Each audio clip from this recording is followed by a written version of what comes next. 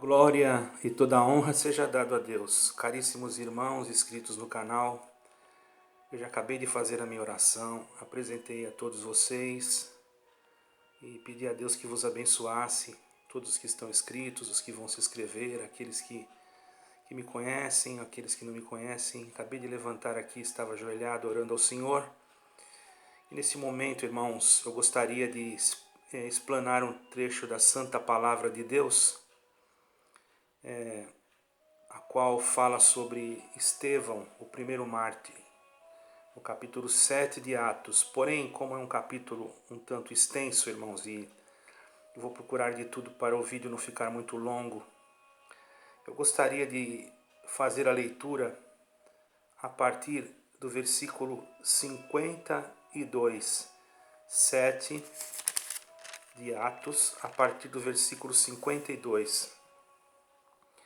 Lemos com a ajuda de Deus na guia e direção do Espírito Santo. A qual dos profetas não perseguiram vossos pais? Até mataram os que anteriormente anunciaram a vinda do justo, do qual vós agora fostes traidores e homicidas. Vós que recebestes a lei por ordenança dos anjos, e não aguardastes, e ouvindo eles isto, enfureciam, e em seus corações rangiam os dentes contra ele.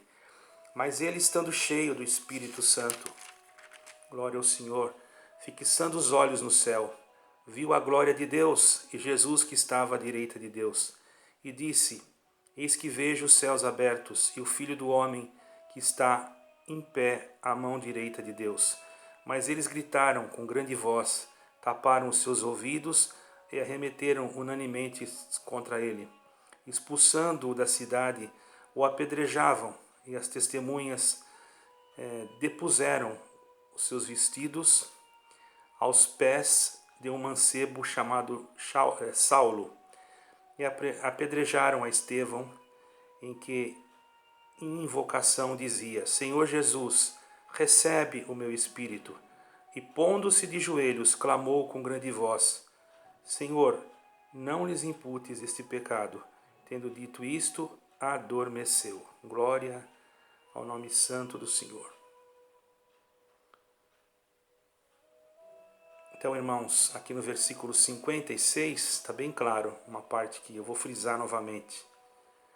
No versículo 56, ele disse: Eis que vejo os céus abertos, e o Filho do Homem que está em pé, à mão direita de Deus. Ele estava do lado direito de Deus, o Senhor Jesus. Porque o Senhor Jesus está no reino, reinando com o Pai até a volta, para buscar a sua igreja, da sua volta para buscar a sua igreja.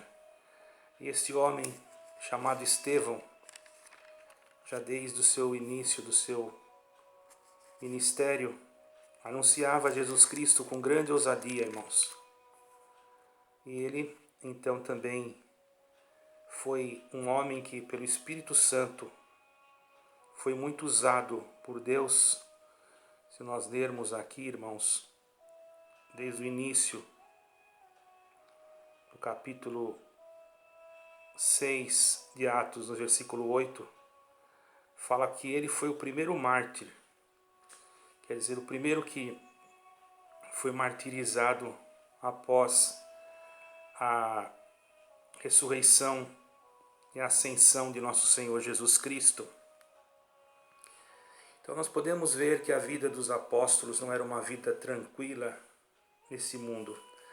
Era uma vida com a paz, porque tinham Jesus Cristo. A paz não se resume em apenas nós estarmos em paz no sentido físico. Eu estou em paz, estou tranquilo na minha casa, descansando. Não. A paz se resume em termos a paz com Deus. Uma paz que ela gera dentro de nós, irmãos, uma força que gera dentro de nós a ousadia e a capacidade de enfrentar qualquer tipo de obstáculo para podermos alcançar, irmãos, o desejo da nossa alma. Quando a alma tem um desejo que é realmente o mesmo desejo de Deus, nada impede que esse desejo seja alcançado. Porque Deus tem desejos. Alguém pode dizer, desejo é coisa da carne. Não. Eu quero explicar para você que existe o desejo carnal e o desejo espiritual. O desejo da carne muitas das vezes pende para o pecado.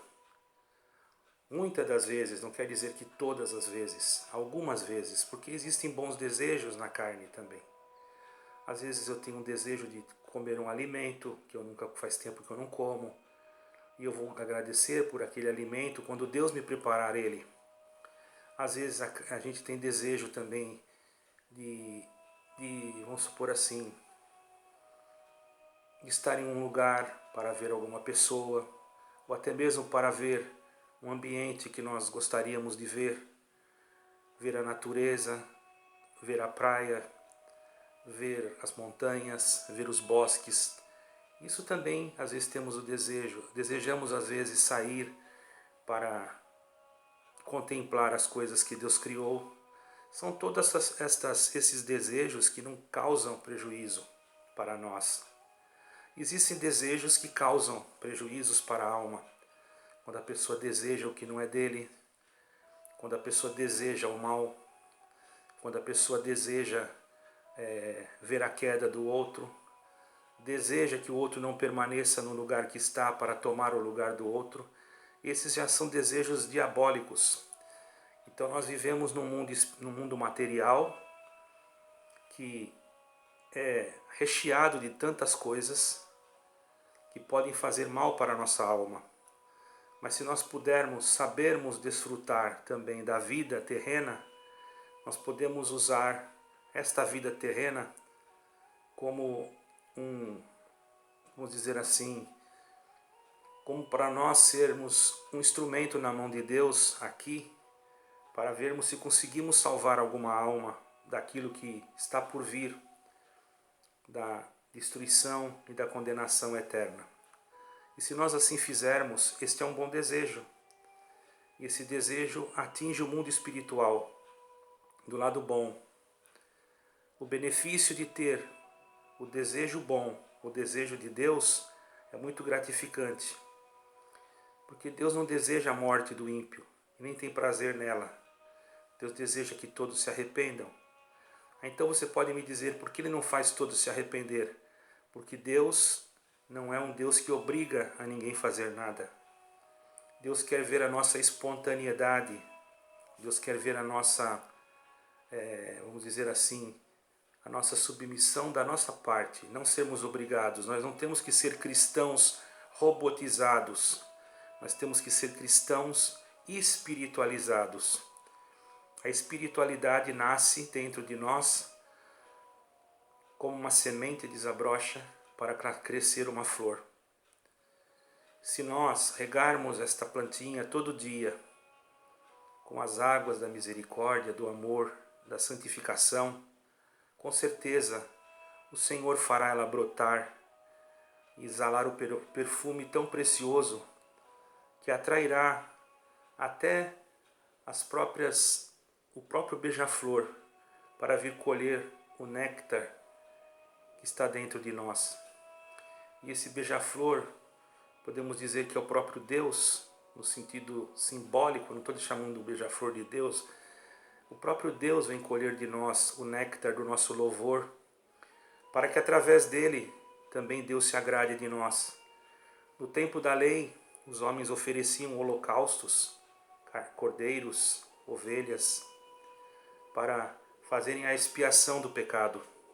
Veio o Senhor Jesus Cristo, o Yeshua HaMashiach, e se entregou a si mesmo para ser a expiação do pecado de toda a humanidade.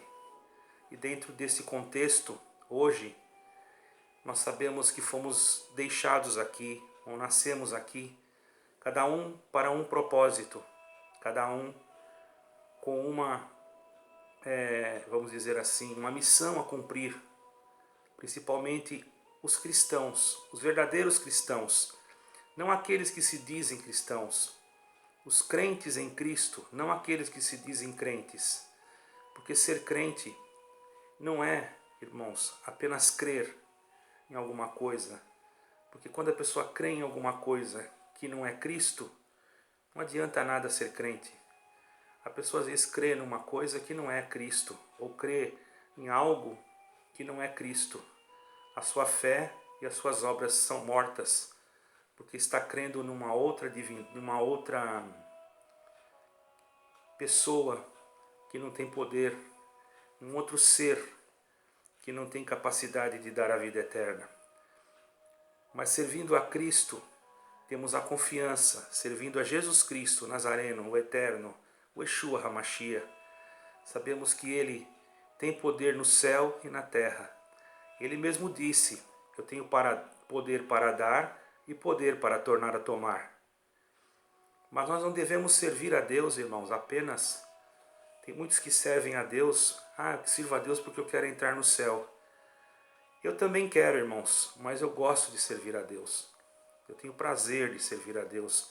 Confesso que quero entrar no céu, mas o meu maior prazer é servir a Deus, sem nenhum tipo de interesse, porque não existe Deus como nosso Deus. O amor que nós temos que ter por Deus tem que ser um amor incondicional, assim como Ele teve por nós. Assim como Estevão pregava, cheio do Espírito Santo, irmãos, e a sua fidelidade, o seu desejo de pregar a verdade, o revestiu de uma ousadia tão grande, tão forte, irmãos, que ele não temia. Não temia os que o acusavam, não temia aqueles que levantavam testemunho contra ele, não temia, ou melhor, perdoe, aqueles que estavam ao seu redor querendo usar algum artifício humano para sujar a sua reputação, porque ele sabia bem o que ele havia pregado e sabia bem quem estava com ele. O importante é você saber quem está com você. Ainda que você tenha cometido alguma coisa no passado, mas se aquele que está com você já te justificou, usou de misericórdia de ti, não te preocupe com aqueles que falam de ti, porque não são eles que vão te dar a vida eterna, não são eles que vão te assinar algum documento para você entrar no céu, não é? Não são eles que vão fazer isso com você. No tempo, irmãos, em que houve a Inquisição judaica, em que houve a perseguição contra os judeus, que sofreram muito, principalmente na guerra, Hitler, na Alemanha, pelo nazismo, existia lá uma mulher, irmãos, brasileira, que se casou com um alemão. Aquele alemão tinha uma certa influência dentro do seu governo nazista. E ela se casou com ele, ela era brasileira, então se tornou cidadã alemã. E ali, irmãos, ela ocupou um cargo dentro daquele consulado. E muitos começaram a sair da Alemanha por causa da guerra. E era preciso então que alguém autorizasse a saída.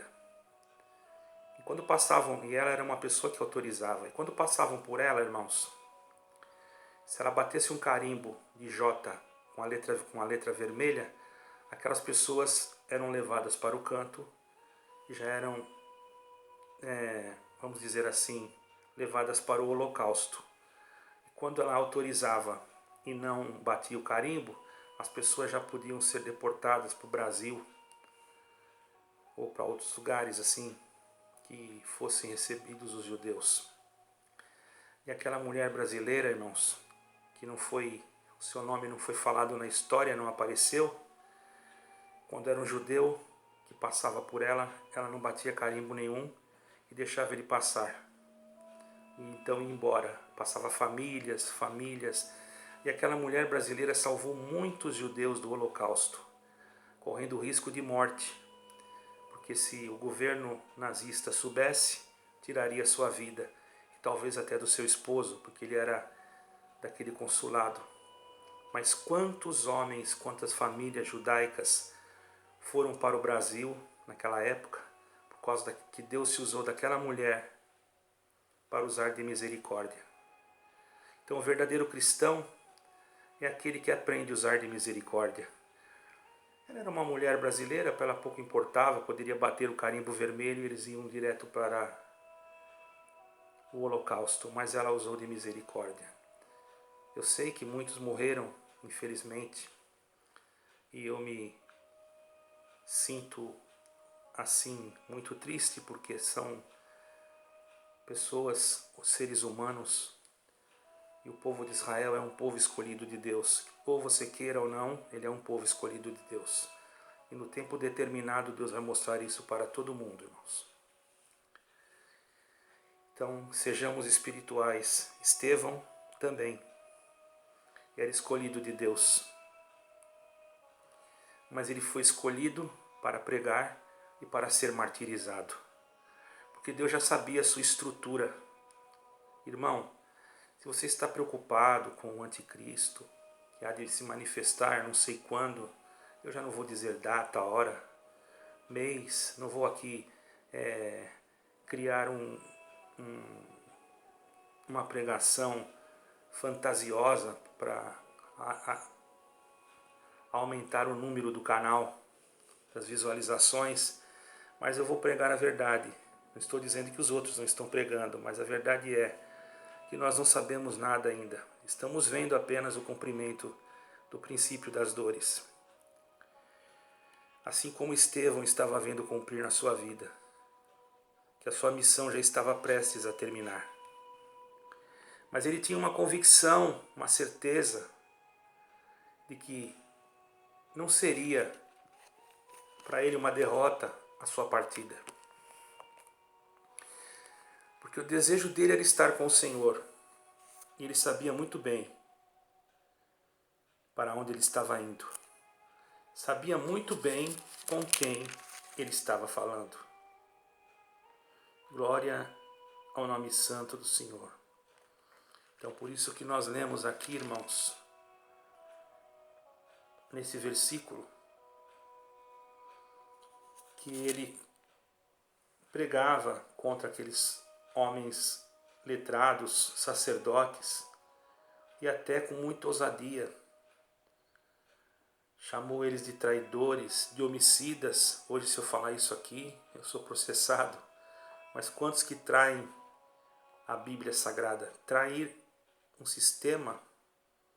Eu acho que o sistema, irmãos, não tenho certeza, que muitos sistemas estão traindo a Bíblia Sagrada. E nós, se não tivermos cuidado, nós podemos ficar envolvidos no sistema e coniventes com ele. Tenhamos cuidado. O sistema sacerdotal já estava traindo a palavra de Deus, cometendo homicídios materiais e espirituais. Porque quando se jogava alguém fora da sinagoga, aquele se achava perdido, achava que Deus não era mais com ele. Deus não tinha mais nenhum tipo de vínculo com aqueles sacerdotes que estavam cheios de fúria nos seus corações, que rangiam os dentes para querer destruir aquele que estava pregando a verdade. Não é diferente hoje, os que pregam a verdade, irmãos. Muitos querem destruir, jogar fora, não aceitam as críticas construtivas. Mas quando Estevão estava sendo apedrejado, ele olhou para o céu e viu os céus abertos, e viu o Filho do Homem à direita de Deus. Glória ao nome do Senhor. Expulsaram ele da cidade, tiraram os seus vestidos e apedrejaram Estevão em invocação. E que em invocação dizia: Senhor Jesus, recebe o meu espírito. E não amaldiçoou, mas disse, com clamor: perdoas eles, esse pecado não lhes imputes. Quer dizer, pediu que Deus perdoasse e que não imputasse o pecado deles. Este demonstrou ser um cristão verdadeiro, porque nele estava o Espírito de Cristo, o Espírito do amor, o Espírito da unidade, o Espírito da santificação. e que o desejo de Deus em ti se cumpra, e que aquilo que é do céu em ti se cumpra, na tua casa, nos teus filhos, na tua família. O desejo terreno que você tem também de ir aonde você quer ir se cumprirá, ainda que Deus tenha que parar o universo para mover as coisas em teu favor. Você acha impossível? Todas as coisas para Deus são possíveis. O tempo está na mão de Deus. O Senhor controla a natureza, controla os vírus, as bactérias, pode dar uma trégua na pandemia. Tudo que o Senhor quiser fazer, Ele faz. Ninguém impede o operar de Deus. Você que está ouvindo esta pregação, saiba que Deus fará tudo para que no dia do teu nada, o tudo esteja com você e nada lhe falte. Esta é a pregação santa de Deus nesta manhã.